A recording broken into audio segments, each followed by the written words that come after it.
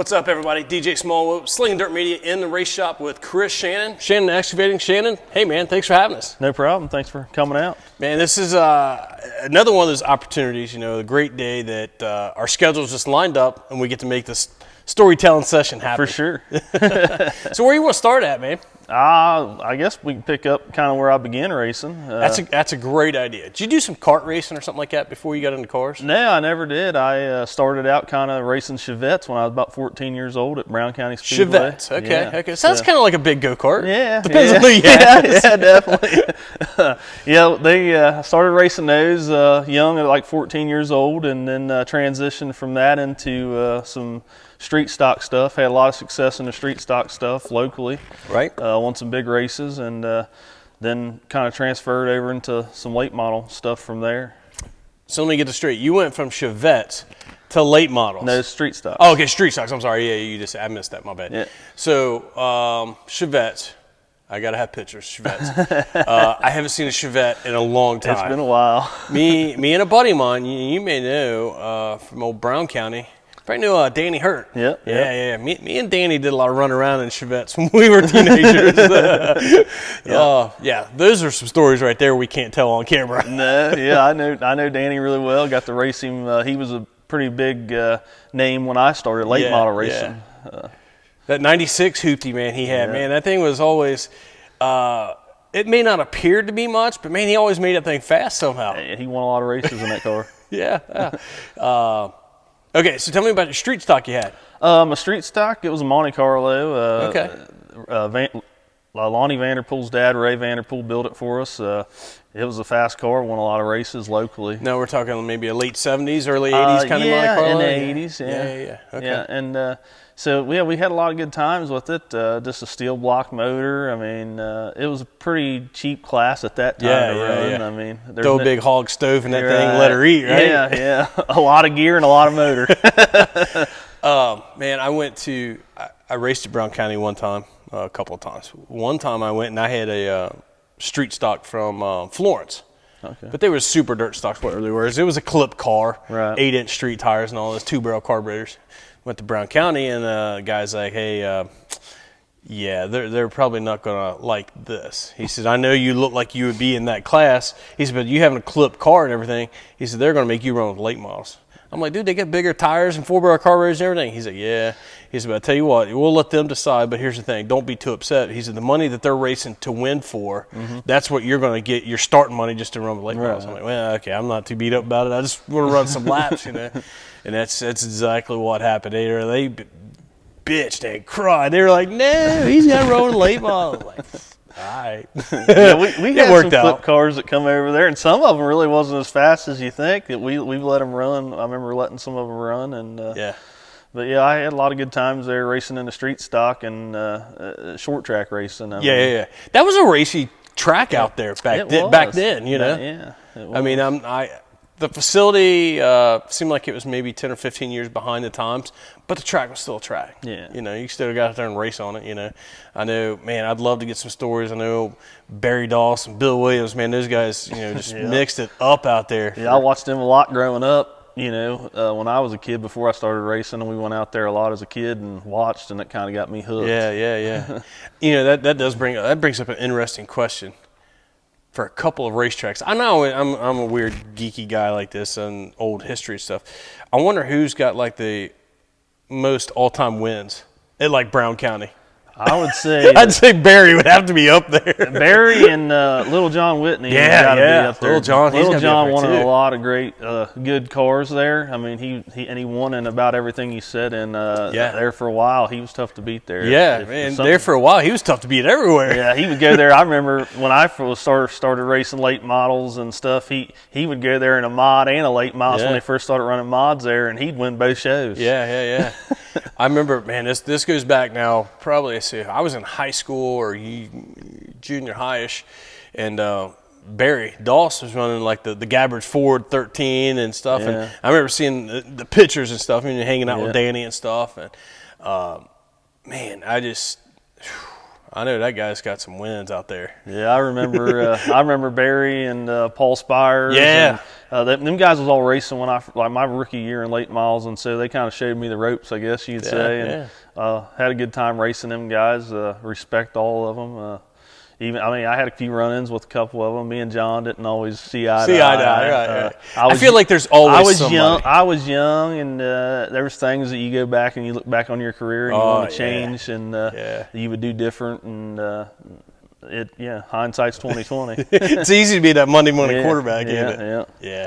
Man, you mentioned a name there, Paul Spires. I actually worked for him for a little while. Oh, okay. Yeah.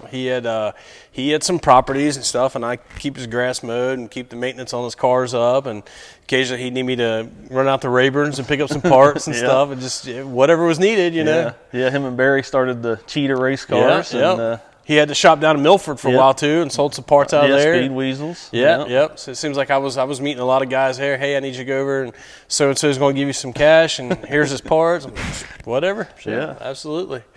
Yeah, that was those were good days back then. Man, I would say, probably old Vern Lefever's probably got the win list down at Mud Lick. Yeah. That guy ruled that place. I've only been there a few times in my career early on. How'd you like it? It was racy. It was fast. Yeah. The only thing that kind of bothered me, I think, early on is the safety aspect of it. There, they never have a ambulance or nothing like that. I mean, it just you don't think about that stuff, but your family that goes with you does. And so when they start pointing it out, you're like, okay, well maybe we shouldn't venture down here. But I mean, I see they got some new owners and they've put some money into place recently, and. So I'm kind of interested to see how that goes, and maybe we'll venture down there in a modified. Yeah, and I think did they reconfigure that track? Did they make it a little bigger? Or they made it a little smaller. Smaller, okay. Yeah, I couldn't remember which way it was, but it was very fast. Years ago, going down, and I used to help Gary Engel years ago, and we went down there and just you couldn't start. It seemed like because the sun sets to the west, and when you're going down the front stretch. You're looking right at the sun. Yep. So as it's getting, evening hours there, if you're going towards turn one, you can't see because you got the sun right there at you. So it's like they almost had to wait till the sun went down before they could start. I don't. The times I've been down there, I don't know if it's still like that. We ever started before the sun went down, and I didn't know if that was an issue with the track. They didn't want the sun to suck all the moisture out of the track, and they wanted to let it set until dark. I never understood, but we never started racing there until. I think it has to do with the sun setting, going down the front stretch, you cannot see. You don't know if you're entering turn one or if you're exiting over turn one. Right. It's hard to see. And that place is fast and high banked. Yeah. It always seemed like it put on some decent races. Yeah. But, I talk about the sun setting. I know a lot of guys will do the tape across stuff. There's been times, this was years ago, not quite so much anymore, or recent, but I remember at Florence one time, it's dry, slick, and dusty. You go through 3 and 4 just right because the sun sets on the front stretch side. So when you turn through 3 and 4, and it's dusty and the sun hits that, I can see past the air cleaner. I can see my air cleaner past that. If there's somebody there, I hope not, because I'm going to eat them. I remember having that thought once. Oh boy. Yeah. Hurry up and move.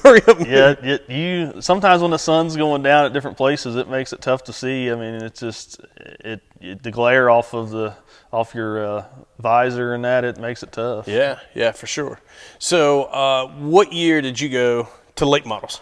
I believe it was 2006. Okay. 2006. I made the transition. I actually bought a car and some motors and stuff from Moeller's, which was Kevin and his dad Jerry bought some stuff from them. Stuff that John Whitney had drove. The years prior, and I kind of went with them a little bit the year leading up to that, and kind of learned a little bit more about the late model stuff. And then Kevin kind of came in and was my crew chief throughout that year when he could be, and we had a good year as a rookie in the late model. We've set fast times several times, won a bunch of heat races. Unfortunately, didn't win a feature, but we got second quite a few times. Now this would have been mostly at Brown County. Mostly at Brown County. Okay. Yep. We went to Mud Lick a few times my rookie year, which I think it was like maybe my 9th or 10th time in the car we went to Mud Lick, so it was kind of a learning curve. I always enjoyed getting to go somewhere else and getting a feel of a different racetrack. It was always fun, but man, it seemed like I was always happy to be back at Florence. Well, yeah, and or your home track, wherever that may be. You definitely do feel more comfortable at a place that you kind of know the racetrack and know what to expect through the night.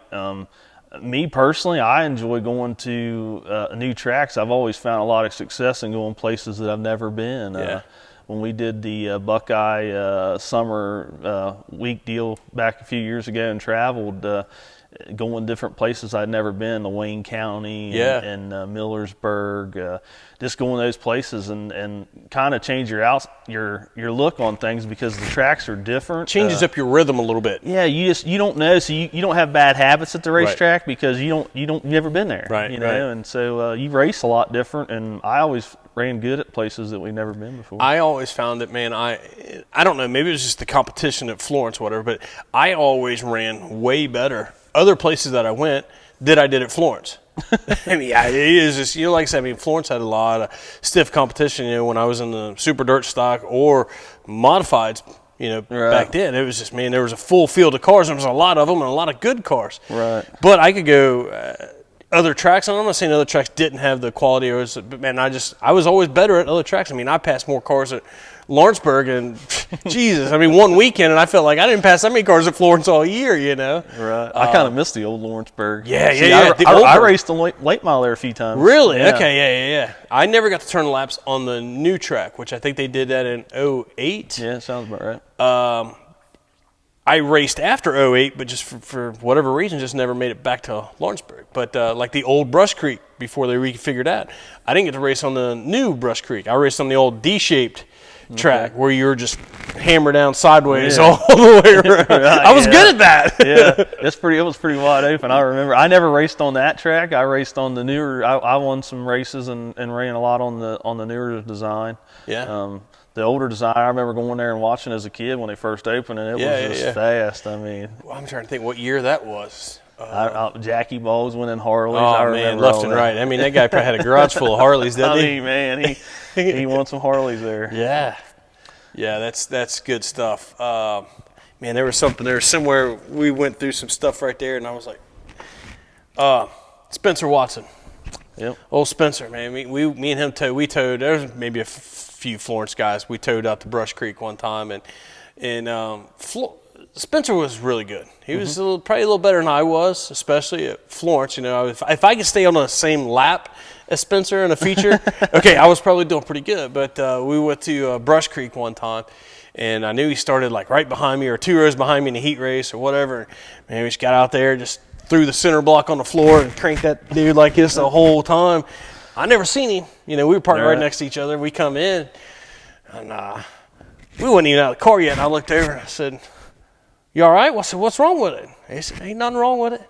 I said, "Why didn't you pass me?" He said, "You had it going on." He said, "You had the right line, everything I needed." He said, "If I went to go around it," he said, "you just pull away. But if I tuck back in," he said, "I could close up to you, but I couldn't get around you."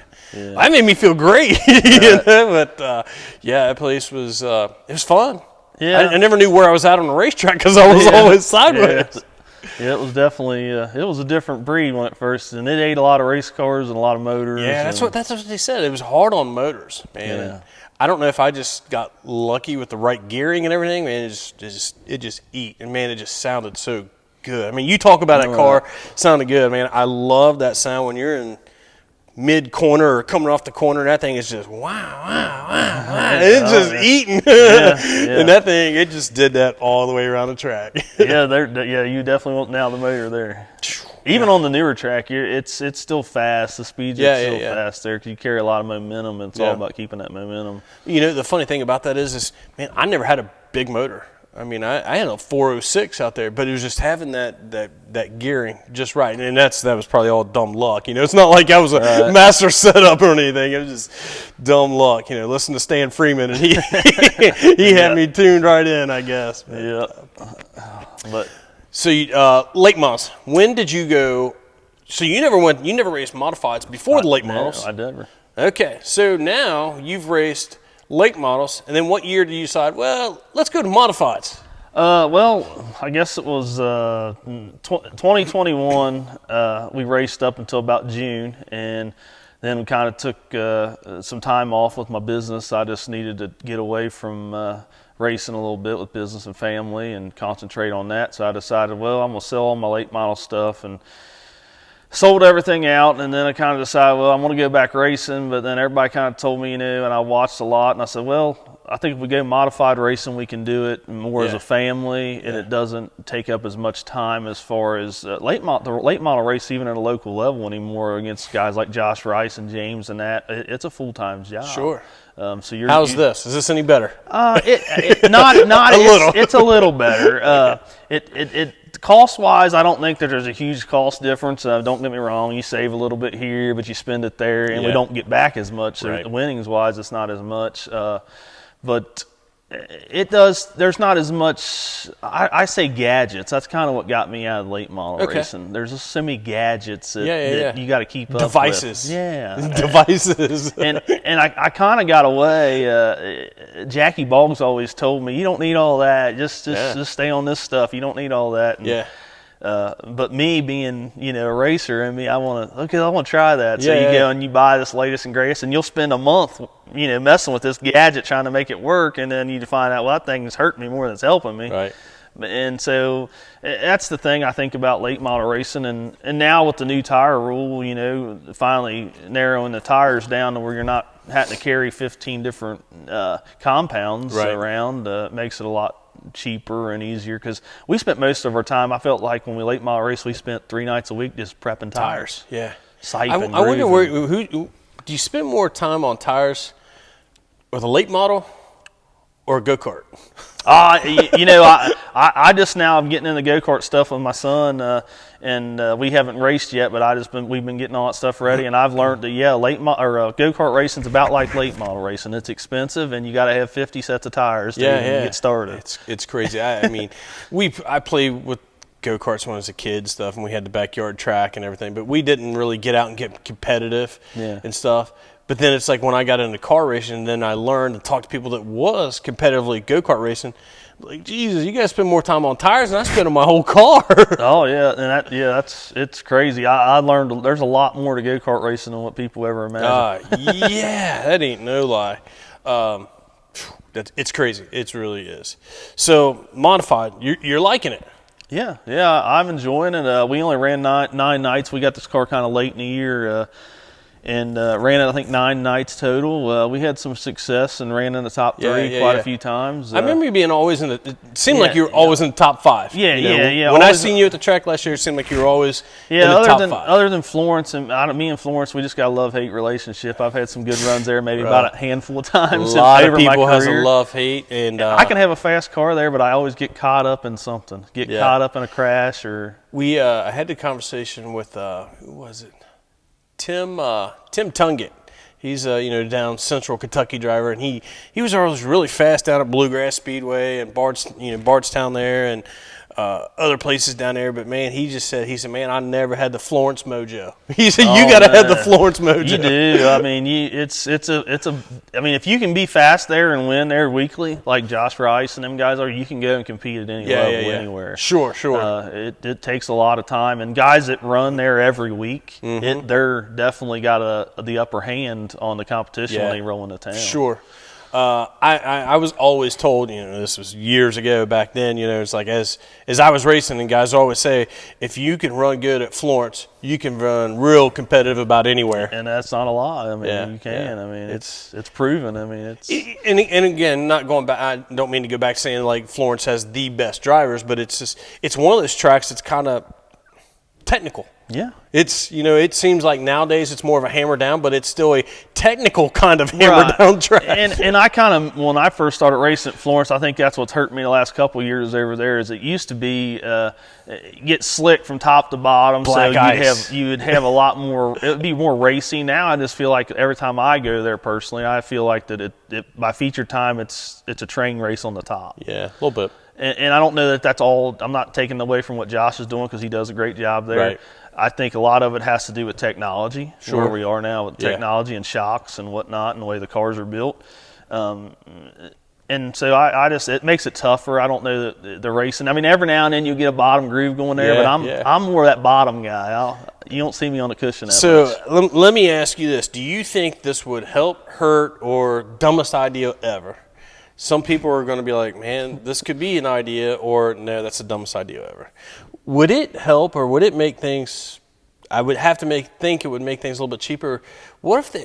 Again, it'll never happen. Right. What if they went back to leaf springs? Put everything on leaf springs. Let's take some of this technology and some of the expense out of it. Make it affordable for people to race again. Yeah. Again, this may be the dumbest idea I've ever had, or hey, this could be the new latest greatest. I feel like they got a little better handle on the mod stuff. I know everybody will say, well, yeah, we only got one or two chassis manufacturers or three maybe winning, constantly. But I don't know that that's more drivers, I think, than it is the chassis. Because I know guys that could probably go and be in a Lightning today or a Bad Fast and still win races. Right. They just understand the car. They understand how to make them work. Yeah, I know. It always seemed like it. Now, this is more at Florence because, again, that's just where I had more experience. But when you had whatever chassis Billy Vaughn had or Dave McWilliams had, those guys are going to win in it. Yeah. And then it seemed like everybody else had to do the exact same thing, because if these guys are winning, I got to do the exact same thing. Not that a Lightning or the Intimidator or the Bob Pierce was any better than the others, but next thing you know, like those guys, whatever kind of chassis they're in, they're going to make that thing run up front, and it's going to sell cars. And those are more on the clamped up days, and now everybody's spring behind, and I think it definitely. The technology, though, it seems like that Sam and everybody at UMP does a pretty good job. I mean, we all don't agree with everything they do. You're never going to – it's like selling bread. Somebody's not going to be happy at the end of the day. Yeah. But I think they do a pretty good job trying to keep these cars more equal and try to keep some of the money aspect out of it, where we're not chasing the gadgets, like I said, on the late model side. Right.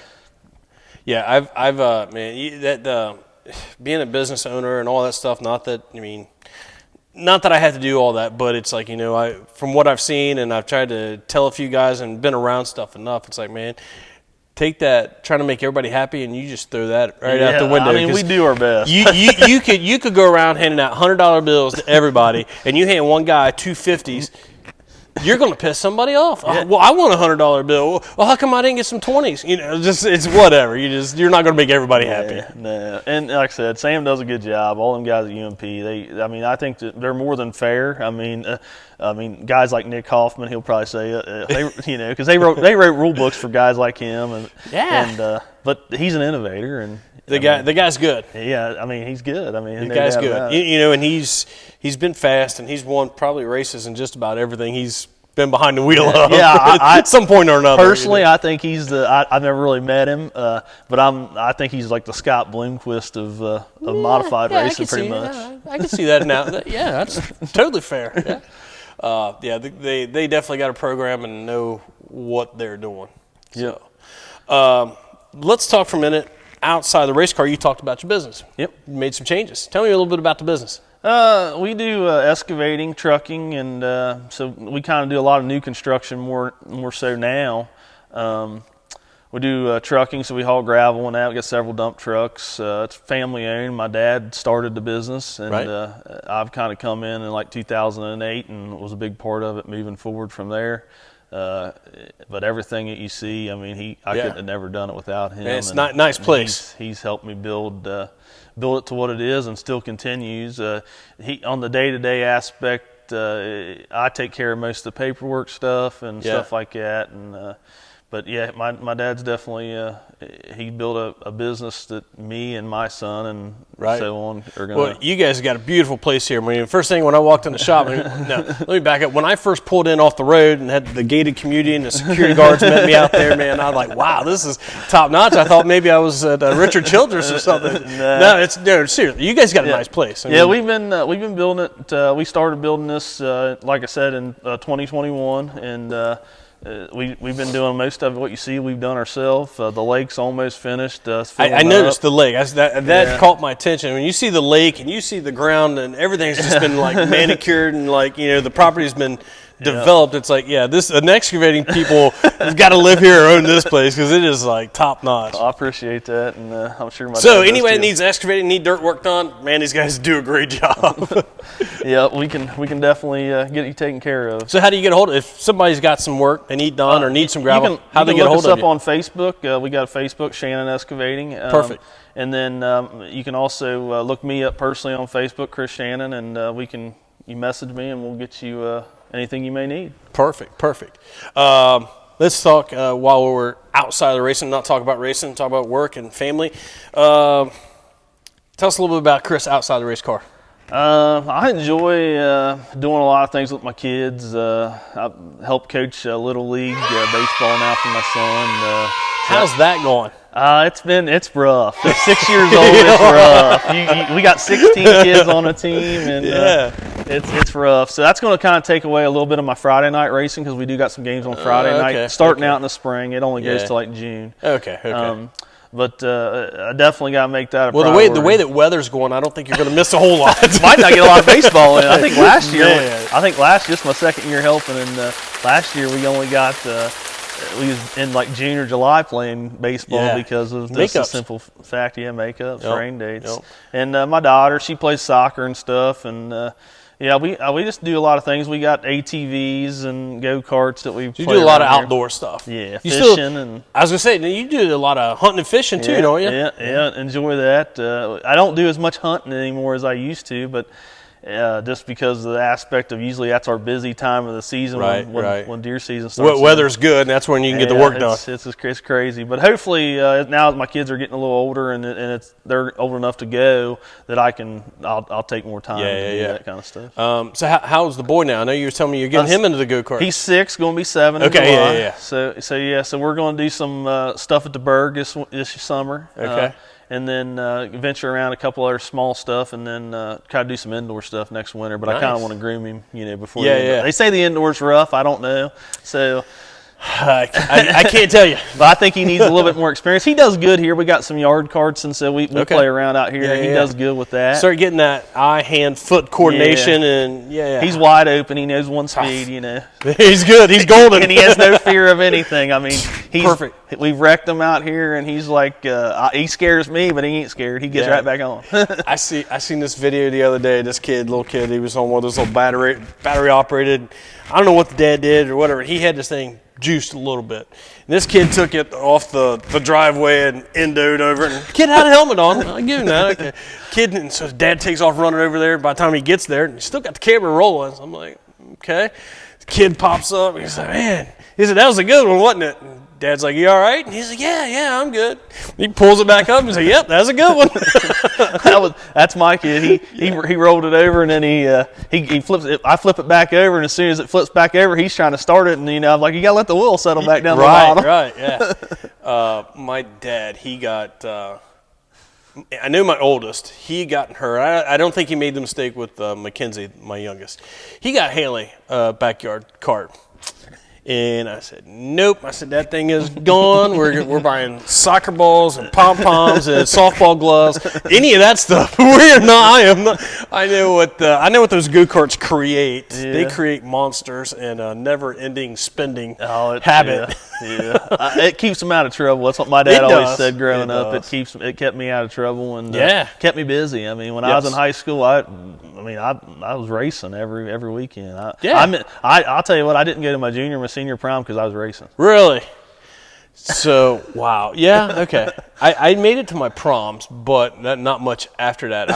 I have had every intention, and I feel like I've wanted to go to every single high school reunion since I graduated in '95. So, but every single one, every time one of the big anniversaries, I'm at a race somewhere, or I'm stuck working, or I'm actually racing. It's like people don't realize I want to be there. People don't realize it is definitely a full-time sport. As far as it takes away from other things that you get to do. Yeah. And so that was like COVID. I kind of opened my eyes because we didn't race there for a little while. I think it opened a lot of people's eyes. So you realize that you spend a lot of time away because right before that I'd traveled a lot and went to places like Atomic every weekend, and we'd race Friday, Saturday, Sunday, even if we could find a race.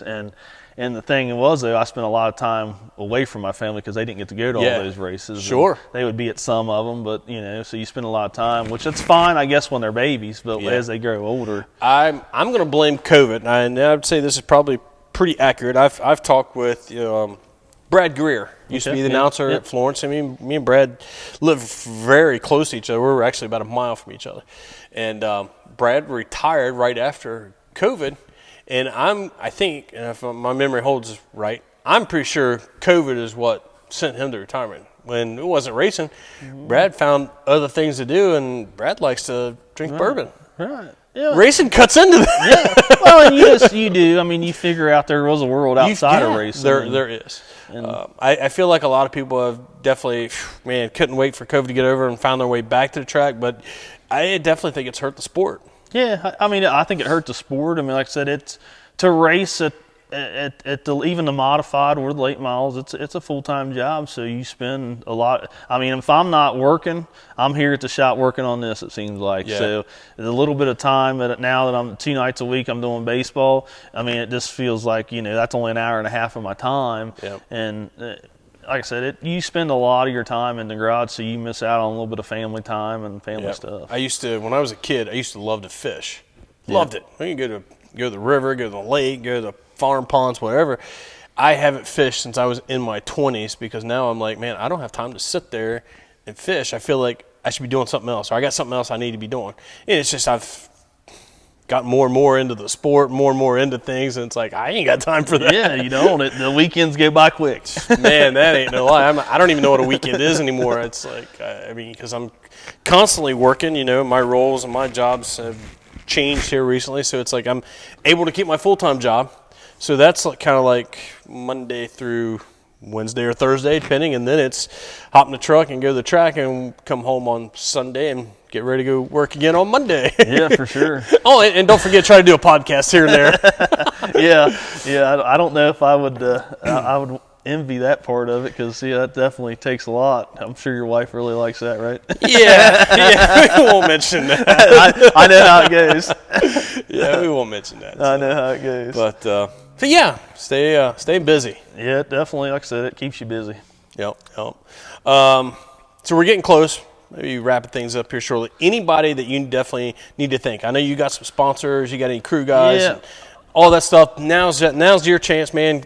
Do those shameless plugs. I definitely couldn't do what I do without a guy that helps me and has been with me through thick and thin. And if I called him today, he would leave work to be here. I mean, he's just that type of guy. He's a crew member that helps me, and he'll do. If you tell him you need to change that tire, got to have it done in 10 minutes. He'll do it in 10 minutes or whatever it may be. Yeah. Kevin Riggs, he's always been with me from. I mean, I don't even know. He's been racing with me so long. I'd have to think back. I mean, it's been a long time. Right. He's been with me, and my dad definitely he helps out at the shop and helps out at the track, and I couldn't do it without him.